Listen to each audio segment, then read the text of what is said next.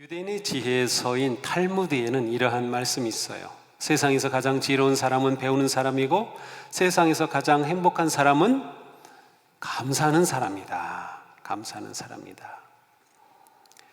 실제로 감사하며 사는 사람은 그러지 못한 사람보다 몸과 마음과 영혼이 훨씬 건강하고 그 삶이 밝고 기쁨이 넘칩니다. 하나님께서 우리 몸을 지으셨어요. 그런데 하나님께서 우리 몸을 지으실 때 우리가 감사하면 우리 몸이 건강해지도록 만드셨어요. 실제로 우리가 감사합니다. 또 감사하는 마음을 가지게 되면 위에 맥박이 고르게 됩니다. 또 소화기관도 아주 잘 활동을 해서 소화도 잘 되고 또 마음도 평안해지며 건강해져요. 그런데 그 속에서 막 불평이 나오고 원망이 나오면 맥박도 막 빨라지고요, 혈압도 올라가고 건강이 안 좋아지게 돼 있어요. 하나님께서 우리 몸을 만드신 놀라운 신비죠. 그러니까 감사는 얼마나 좋은 건지 몰라요. 행복을 보장하는 절대의 기준은 없습니다. 예를 들어서 내가 돈을 이만큼 벌면 행복하다. 네, 그렇지 않습니다. 내가 사는 집이 몇 평 이상이면 행복하다. 그런 것도 없어요. 내가 이만큼 배워야 행복하다. 그런 것도 없어요. 사실 행복의 객관적 기준은 없습니다. 그것은 무엇을 말합니까? 내가 행복한 삶을 사느냐라는 것은 내 마음과 생각과 삶의 태도에 따라 결정되는 거예요. 우리가 신앙생활하는 것은 바로 내 생각과 마음을 하나님 앞에서 행복하게 살아가는 그런 삶인 것이죠. 행복은 소유에 비례하지 않고 감사하는 마음에 비례합니다. 그러니 내가 얼마나 행복하냐라는 것은 내가 얼마나 감사하느냐와 연결되어 있어요. 자, 감사할 줄 모르는 사람이 행복할 수 있을까요? 제가 아무리 생각해 봤어요. 감사할 줄 몰라요. 그냥 불평하고 원망해요. 그런데 이 사람이 행복할까? 한번 생각해 봐도 행복할 수 없을 것 같아요. 그려지지 않는 거예요. 감사하는 마음이 이렇게 중요한 만큼 우리 삶에서 감사를 야금야금 갉아먹는 벌레들이 있어요. 아주 조심해야 돼요. 감사를 갉아먹는 벌레, 혹시 이거 가지고 계신가요? 이 벌레? 징그러워요. 제일 징그러운 첫째, 욕심벌레입니다. 사람의 욕심에는 한계가 없어요. 그런 말이 있어요. 하나님은 전능하시죠. 하나님은 못하실 일이 없어요. 그런데 못하실 일이 있다고 하더라고요. 사람의 욕심은 채우시지 못하신대요. 그렇습니다. 욕심과 감사는 친구가 될 수 없어요. 욕심은 사탄에게 속해 있고 감사는 하나님께 속해 있기 때문이죠. 하나님의 아무리 큰 은혜라도 한순간 불평으로 바꾸는 것이 바로 욕심입니다. 물론 우리가 살아가는데 기본적인 욕구가 있어요. 이것은 좋은 겁니다. 하나님께서 우리에게 주신 거예요. 식욕. 식욕이 없으면 우리 어르신들 먹어야 이게 힘이 나는데 식욕이 없어서 고생하시는 분들 계셔요. 성취욕, 내가 무엇인가를 이뤄야겠다. 또 배우고자 하는 욕구, 성장의 욕구, 인정받고자 하는 욕구, 이런 것들은 하나님께서 우리가 건강하게 살아가기 위해 우리에게 주신 그런 좋은 것들입니다. 이것은 기본적인 욕구예요. 그런데 이것을 지나치게 되면 그것이 욕심이 되고 더 지나치면 탐욕이 돼요. 그러면 그것이 우리 삶의 문제를 일으킵니다. 바울은 이렇게 고백해요. 나는 비천에 처할 줄도 알고 풍족하게 살 줄도 압니다. 배부르거나 굶주리거나 풍족하거나 궁핍하거나 그 어떤 경우에도 적응할 수 있는 비결을 배웠습니다. 자, 바울이 터득한 이 비결이 바로 그가 감사하는 사도가 된 비결이었어요. 그에게는 욕심이 지나쳐서 자족할 줄 모르는, 만족할 줄 모르는 그러한 마음과 태도가 없었어요. 그런데 이것을 그는 배워갔다고 표현해요. 자족하는 것을 배워갔다, 적응하는 것을 배워갔다라고 말해요. 그는 어떤 경우에도 하나님의 은혜 안에서 만족할 줄 아는 마음을 가졌어요. 그렇게 되면 우리는 감사하고 은혜로운 삶을 살게 돼요. 그러니 우리 마음에 있는 이 벌레, 이 못된 벌레, 이 욕심벌레를 잡아야 됩니다. 또 다른 벌레가 있어요. 비교벌레입니다. 비교의식은 욕심의 다른 얼굴이기도 해요. 끊임없이 다른 사람과 비교할 때 결과는 둘 중에 하나입니다. 내가 우월감으로 교만해지거나 아니면 열등감으로 아주 불행해집니다. 이것은 모두 감사와는 거리가 먼 것이에요. 비교의식은 우리를 상대적 빈곤감에 빠지게 합니다. 아니, 멀쩡하던 나인데 다른 사람이 막 이렇게 잘된 거 보고 비교하면 내가 왜 이렇게 불행하게 느껴지죠? 그냥 멀쩡히 잘 있었는데 다른 사람이 막 잘못된 거 보면 왜 내가 이렇게 우쭐해지죠? 이게 잘못된 거죠. 비교하는 순간 감사는 사라져요.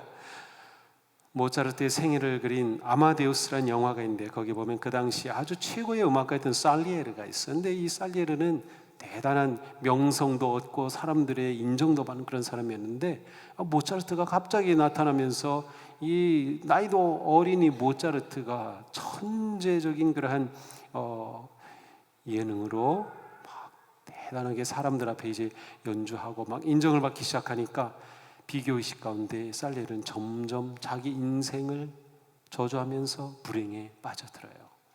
아니, 그는 얼마든지 행복하며 감사하게 살 수 있었는데 말이죠. 비교하니까 그렇게 무너지고 말아요. 사탄은 끊임없이 우리를 비교하게 함으로 우리에게서 감사를 빼앗아갑니다. 비교하는 삶, 이것은 성도와는 거리가 먼 삶이에요. 내가 성도다, 비교하는 것 멀어야 돼. 그것은 나하고 상관이 없어야 돼. 이것은 어리석은 삶의 방식입니다. 남과 비교하는 사람은 자기 비하와 자기 연민에 쉽게 빠집니다. 비교하는 우리에게 하나님께서 늘 말씀하셔요. 너는 나의 사랑하는 자녀다. 내가 너를 얼마나 사랑하는지 아니? 너는 귀한 존재다. 사도 바울은 하나님의 이러한 말씀을 이렇게 표현했어요. 우리는 하나님의 작품입니다. 선한 일을 하게 하시려고 하나님께서 그리스도 예수 안에서 우리를 만드셨습니다. 우리는 하나님의 뭐라고요? 작품이에요. 하나님의 작품, 마스터피스예요. 하나님의 최고의 걸작품이에요. 그러니까 우리는 서로 볼 때마다 최고의 걸작품으로 봐줘야 돼. 그리고 내가 나를 생각할 때도 나는 최고의 걸작품이야. 나 같은 사람이 세상에 어디 있어요? 나하고 똑같이 생긴 사람 쌍둥이조차도 다 달라요. 나는 하나님께서 특별한 존재로 만든 너무도 소중한 존재, 하나님의 작품이에요. 인정하고 싶지 않으셔요? 안 되겠네. 자, 옆에 계신 분에게 좀 들려줍시다. 당신은 하나님의 걸작품입니다. 그렇습니다. 걸작품이에요. 제가 여기서 보니까 어쩌면 모두가 다 그렇게 아름다우셔요. 이 권사님은 눈이 너무 예뻐. 근데 이 권사님 보니까 이 권사님도 눈이 너무 예뻐. 어떤데 서로 다른데 다 똑같이 예뻐요. 우리 여기 자녀들 봐요. 얼마나 사랑스럽고 예쁘고 귀해요. 하나님께서 걸작품으로 만드셨거든요. 그러니까 비교하는 것은 옳은 일이 아니에요. 우리는 이 비교벌레를 꽉 잡아버려야 돼요. 자, 세 번째 벌레는 무엇일까요? 염려벌레입니다. 염려는 우리가 너무 많이 키우고 있어요. 실제로 염려에 관한 연구를 보면 염려했던 것이 실제로 그대로 일어나는 경우는 많지 않아요. 또한 염려한다고 해서 그 상황이 바뀔 가능성은 거의 없어요. 염려해서 바뀌지는 않아요. 염려는 감사를 갉아먹는 나쁜 벌레입니다. 근데 우리는 이 염려를 너무 많이 키워요. 염려벌레가 너무 많아요. 주님은 말씀하셨어요. 함께 읽어볼까요? 너희는 먼저 하나님의 나라와 하나님의 의를 구하여라. 그리하면 이 모든 것을 너희에게 더하여 주실 것이다. 그러므로 내일 일을 걱정하지 말아라. 내일 걱정은 내일이 맡아서 할 것이다. 내일 일을 걱정하지 말라는 거예요. 걱정하지 말라. 염려는 하나님의 뜻이 아닙니다. 염려가 생기면 주님께로 나아가야 해요. 믿음을 가지고 주님께서 이 상황 속에서 인도해 줄 것을 신뢰하면서 주님을 의지하고 주님을 바라보며 기도하면서 주님께로 나아가야 돼요. 염려에 매이면 안 됩니다. 빌립보 4장에 이렇게 말씀해요. 아무것도 염려하지 말고 모든 일을 오직 기도와 간구로 하고 여러분이 바라는 것을 감사하는 마음으로 하나님께 아뢰십시오. 그리하면 사람의 헤아림을 뛰어넘는 하나님의 평화가 여러분의 마음과 생각을 그리스도 예수 안에서 지켜주실 것입니다. 아멘. 우리가 이런 말씀을 꽉 잡아야 돼요. 믿어야 됩니다. 우리는 감사를 갉아먹는 이러한 못된 종벌레들을 계속 제거해야 돼요. 이것은 계속 자꾸 생기거든요. 다 잡아야 돼요. 그리고 우리 마음에 감사가 더 풍성하게 넘치는 그런 성품을 키워가야 합니다. 자, 감사의 눈을 뜨게 되면 감사의 조건, 감사의 이유가 뭐 대단하고 크고 먼 데 있는 것이 아니라 아주 가까이에 있다는 것을 우리는 깨닫게 됩니다. 우리 가까이에 이미 나에게 너무도 감사할 것들이 많이 있습니다.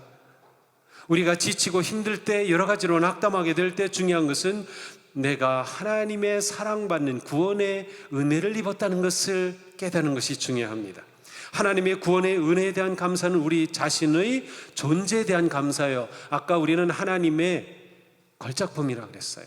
바로 내 존재, 그것에 대해 하나님께 감사하는 것, 바로 그것이 구원의 은혜에 대한 감사의 의미입니다. 나를 구원하여 주시고 사랑하여 주시고 인도하여 주시는 하나님의 그 은혜, 그것이 바로 우리가 감사해야 할 원천입니다. 하박국 선지자는 존재에 대한 감사가 어떠한지를 잘 보여줍니다. 하박국의 감사는 사실 전쟁이 다가오는 그 위기와 두려움 속에서 드린 환난 날의 감사였습니다.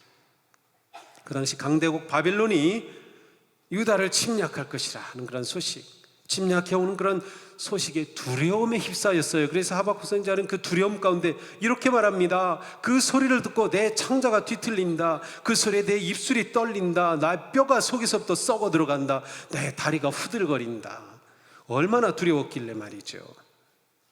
이렇게 전쟁의 공포에 창자가 뒤틀리고 뼈가 썩어 들어가는 그런 고통과 두려움에 휩싸여요. 그런데 이 하박국 선지자는 이 환난 날에 기도하면서 하나님께 가지고 나갑니다. 하나님, 도대체 이 환난이 무엇입니까? 하나님께 울부짖으며 하나님께로 나가는데 그가 인내하는 기도 가운데 그 기도는 점점 감사로 바뀌어요. 그리고 마침내 광야와 같으니 험난한 상황 속에서 이렇게 고백합니다. 무화과 나무에 과일이 없고 포도나무에 열매가 없을지라도 올리브 나무에서 딸 것이 없고 밭에서 거두어들일 것이 없을지라도 우리의 양이 없고 외양간에 소가 없을지라도 나는 주님 안에서 즐거워하련다. 나를 구원하신 하나님 안에서 기뻐하련다. 주 하나님은 나의 힘이시다. 아멘. 그렇습니다. 이것이 하박국 선지자의 감사 이유입니다. 나는 주님 안에서 즐거워하련다. 왜? 나를 구원하신 하나님 계십니까? 하나님의 구원의 은혜와 사랑이 우리가 어떤 상황에서도 감사할 근거예요. 이유입니다. 자, 그렇다면 우리는 우리 안에서 끊임없이 이 감사를 일으켜야 하는 거예요. 하나님 앞에서 내 존재의 가치를 계속 인정하고 깨달아가는 것이죠. 우리 존재는 세상의 소출, 세상의 수확, 열매로 결정되는 것이 아니라 구원의 하나님과의 관계로 결정됩니다. 이것이 우리 인생이 결정되는 길입니다. 다시 말하면 우리가 정말로 행복하길 원해요? 그렇다면 그것은 하나님과의 관계에서 옵니다. 우리가 무엇을 성취해서 얻는 것? 잠시 행복할 수 있지만 그 행복은 영원하지 않아요. 하나님과의 사랑의 관계. 하박국은 하나님 안에서 바로 이 관계를 기뻐한 것이죠. 그래서 자기의 존재가 소중함을 보았어요. 하나님께 감사하며 즐거워했습니다. 결국 감사는 믿음에서 옵니다. 믿음은 감사예요. 신앙생활은 감사생활입니다. 우리는 믿음을 회복할 때 감사하고 감사함으로 믿음을 회복하게 됩니다. 코로나의 위협과 고통, 끔찍한 사건과 사고, 온갖 질병과 두려움, 빈곤과 절망, 많은 위기 속에서도 믿음으로 하나님의 은혜를 생각할 때 우리는 감사할 수 있습니다. 성도는 어떤 상황에서도 감사를 포기하지 않습니다. 하나님의 은혜 안에서 모든 것이 감사가 되기 때문이죠. 흔히 나는 행복하면 감사할 거야. 그리고 행복해야 감사를 말하곤 하죠. 그렇지 않습니다. 행복하면 감사하는 것이 아니라 감사하면 행복해집니다. 우리 그것을 알아야 돼요. 사도 바울은 이렇게 말씀합니다. 여러분은 감사의 참말을 하십시오. 말할 때 그 말에 감사를 많이 담으라는 것이에요. 하나님의 자녀인 우리에게 가장 잘 어울리는 말은 감사합니다, 이것이에요. 예수님을 잘 믿는 사람은 감사의 사람입니다. 하나님은 우리가 감사하면 행복해질 수 있도록 우리를 그렇게 만드셨어요. 감사는 하나님이 주신 행복의 열쇠입니다. 그러니 감사로 행복의 문을 계속 열어가는 것이죠. 우리가 감사의 말을 잘 하려면 작은 일에도 감사할 줄 알아야 돼요. 감사 지수가 높은 사람들이 있어요. 정말 늘 마음에서 감사 지수가 높아서 감사가 넘치는 사람들, 그 사람들을 보면 아주 작은 것에도 감사할 줄 아는 사람들이에요. 작은 것에도. 소소한 일을 감사할 줄 아는 사람이 진짜 행복한 사람이에요. 왜냐하면 소소한 일에서 감사를 할 줄 모르면 뭔가 대단하고 큰 일이 있을 때만 감사하겠죠. 그런데 그런 일은 우리에게 항상 있는 일이 아닙니다.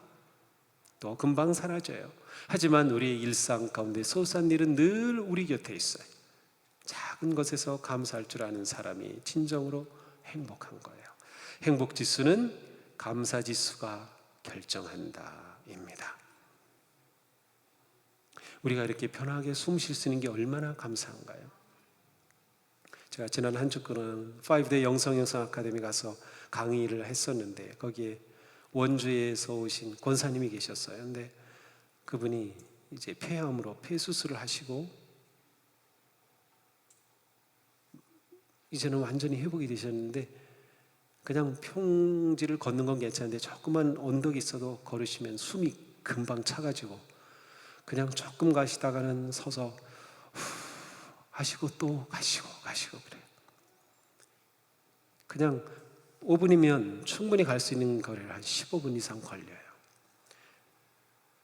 권사님하고 강의실과 식당과 숙소가 이렇게 언덕을 오르내려야 돼요. 하루에 서너 번.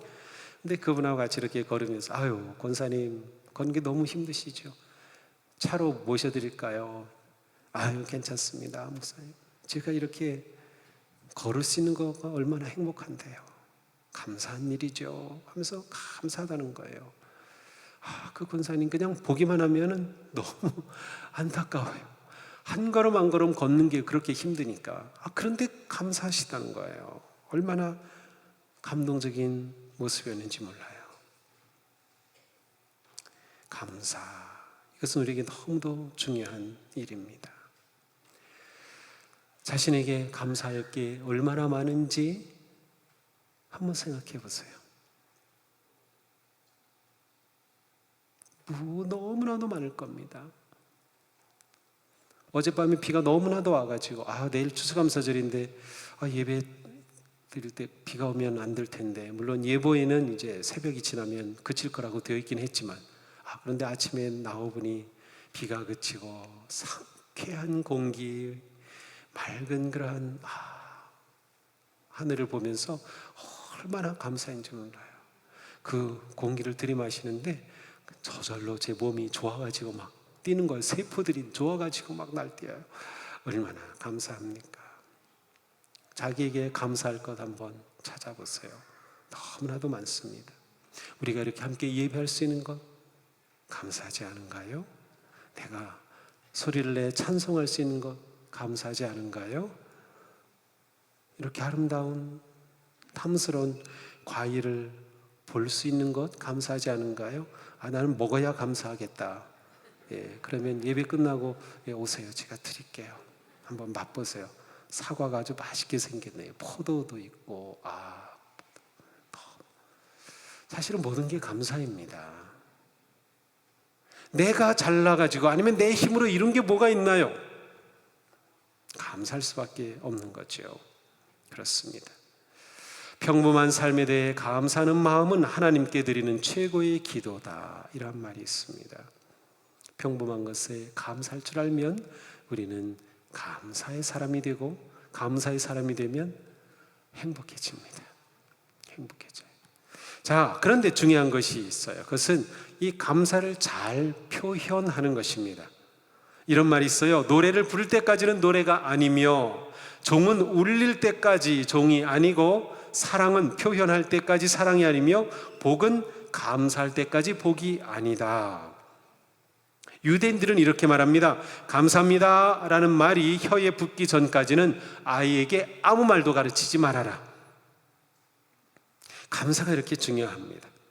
누가복음 17장에 보면 10명의 나병 환자가 있었어요. 근데 예수님께서 예루살렘으로 가시는 길에 사마리아 갈릴리 지역을 지나가신다 하는 소식을 듣고 이 10명의 나병 환자들이 예수님께로 달려옵니다. 저를 불쌍히 여겨주세요. 고쳐달라는 거죠. 그때 예수님께서 너희 제사장에게 가서 너희 몸을 보여줘라, 이렇게 말씀하셔요. 그래 이들이 예수님의 말씀에 순종하고 열심히 제사장에게로 갑니다. 왜냐하면 이 피부병은 아주 부정한 병으로 여겼기 때문에 낫다고 하는 증명을 제사장이 해 주어야 공동체로 돌아갈 수가 있었어요. 그런데 그들이 가다 보니까 정말 피부병이 깨끗이 나은 겁니다. 그런데 10명이 다 나았는데 그 중에 한 사람만 예수님께 왔어요. 그리고 예수님께 엎드려 감사합니다, 감사 인사를 하는 겁니다. 그러자 예수님이 말씀하셔요. 10사람이 깨끗해지지 않았느냐? 그런데 9사람은 어디에 있느냐? 아니 10사람이 나왔는데 9은 어디에 있지? 하나님께 영광을 돌리러 되돌아온 사람, 이 이방인 한 사람밖에 없느냐? 자, 예수님은 모두가 감사를 표현할 것을 기대하셨습니다. 감사는 표현되어야 합니다. 우리는 어느 쪽인가요? 9명 쪽인가요? 1명 쪽인가요? 감사를 잘 표현하나요? 감사하다고 생각하면서 그것을 표현하지 않는 것은 선물을 포장만 하고 주지 않는 것과 같다는 말이 있어요. 그렇습니다. 감사를 표현하는 게 중요합니다. 우리는 감사합니다 라고 말하는데 인색하면 안 됩니다. 잘 표현하고, 자주 표현하고, 즉시 표현하고, 기쁘게 표현하고, 감사를 넘치게 해야 합니다. 그런데 불행하게도 우리 사회에는 감사의 말은 거의 없는 것 같아요. 제가 아침에 아니면 저녁에 뉴스를 틀어서 보면 그 뉴스 가운데 감사합니다라는 말이 나오는 적은 거의 없어요. 한 번도 없었던 것 같아요. 근래에 누가 나와서 뭐 회담한다, 뭐 한다, 감사하단 말 전혀 없어요. 이 사회에 뭐가 넘쳐나요? 막말과 욕설이 넘쳐납니다. 우리 사회가 그렇게 불행한 겁니다. 감사의 말 해야 돼요. 우리 청소년들 내 입에서 감사의 말을 하면 내가 훌륭한 사람이 돼요. 행복한 사람이 돼요. 정말 중요해요. 하나님께서 이스라엘 백성들에게 뭐라고 하셨냐면 너희가 하는 말이 내 귀에 들린 대로 시행하겠다라고 하셨어요. 이스라엘 백성들이 막 불평하니까 우리가 하는 말 하나님이 들으셔요. 감사의 말 하나님이 들으셔요. 그리고 그대로 이루어 주신다는 거예요. 우리 말 잘해야 돼요. 말을 잘해야 돼요. 중요합니다. 우리 입에서 나오는 말이 거룩하고 향기로워야 됩니다.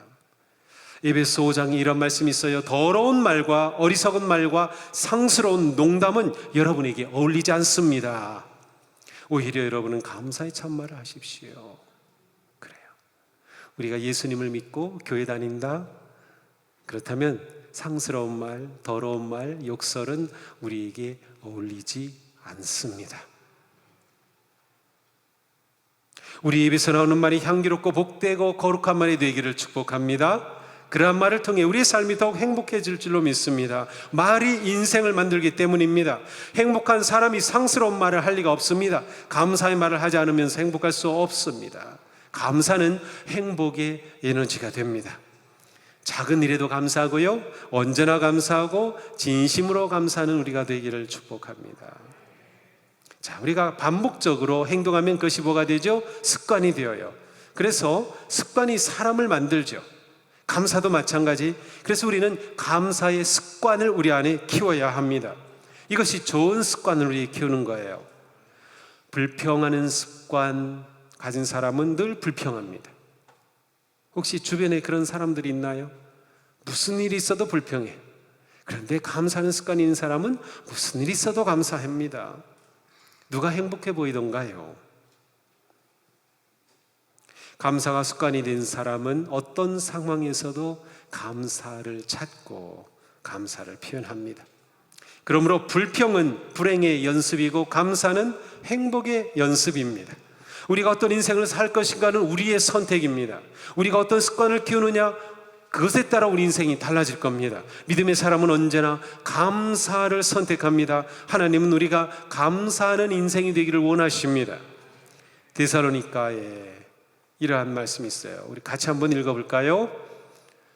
항상 기뻐하십시오. 끊임없이 기도하십시오. 모든 일에 감사하십시오. 이것이 그리스도 예수 안에서 여러분에게 바라시는 하나님의 뜻입니다.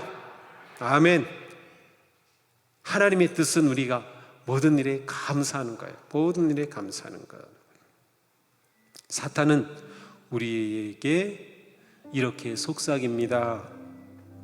항상 불평하라. 쉬지 말고 원망하라. 모든 일에 투덜대라. 이것이 너희를 향한 사탄의 뜻입니다. 네, 하나님의 뜻을 따라야 마땅하겠죠. 똑같은 상황과 환경에서도 우리가 믿음으로 감사를 선택하고 감사를 표현하면 우리의 삶은 소망과 기쁨이 넘치는 복된 삶이 됩니다. 사랑하는 성도 여러분, 우리는 하나님의 자녀 아닙니까? 하나님의 사랑과 은혜로 살아가지 않습니까? 이것만 가지고도 우리는 얼마든지 감사의 사람이 될 수 있습니다. 우리는 모든 일에 감사를 고백하고 감사하는 삶, 그 감사로 더 행복한 삶이 되기를 축복합니다. 오늘도 감사하십시오. 온종일 감사하십시오. 모든 일에 감사하십시오. 누구에게든지 감사하십시오. 감사하면 행복합니다. 우리 다 같이 크게 외쳐볼까요? 하나님 감사합니다. 하나님 감사합니다. 아멘. 그렇습니다. 기도합시다.